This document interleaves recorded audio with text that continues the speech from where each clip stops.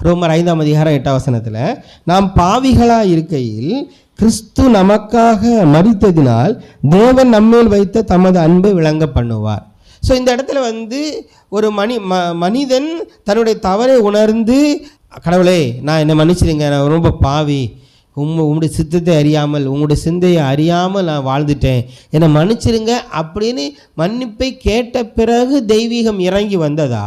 இல்லை என்றால் தெய்வீகம் மனிதனுடைய மனநிலையை எதிர்பார்க்காமல், அவனுடைய மன்னிப்பை எதிர்பார்க்காமல், அவனுடைய அர்ப்பணிப்பு ஒப்பு கொடுத்தலை எதிர்பார்க்காமல் தெய்வீகம் முதலாவதாகவே தன்னுடைய அன்பை தன்னுடைய நேசத்தை வெளிப்படுத்தினதா என்று கேட்டால் தெய்வீகம் நேசத்தை வெளிப்படுத்திச்சு.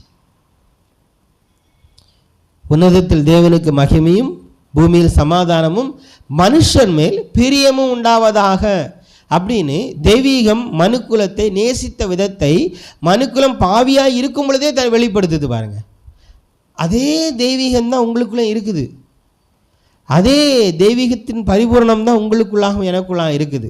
ஸோ மனிதனுடைய நிலைகளை அறிந்து மாற்றி மாற்றி கொள்கிறதல்ல, மனிதனுடைய நிலைகள் எப்படியாக இருந்தாலும் அதை புரிந்து கொண்டு, ஆவியில் புரிந்து கொண்டு ஏற்றுக்கொள்ளுகிற ஒரு மனநிலை இன்றைக்கி அந்த மனநிலை இல்லாமல் இருக்குது. காரணம் என்னென்னா, மனிதன் என்கிறவன் ஒரு கம்ஃபர்ட் ஜோனை எதிர்பார்க்குறான்.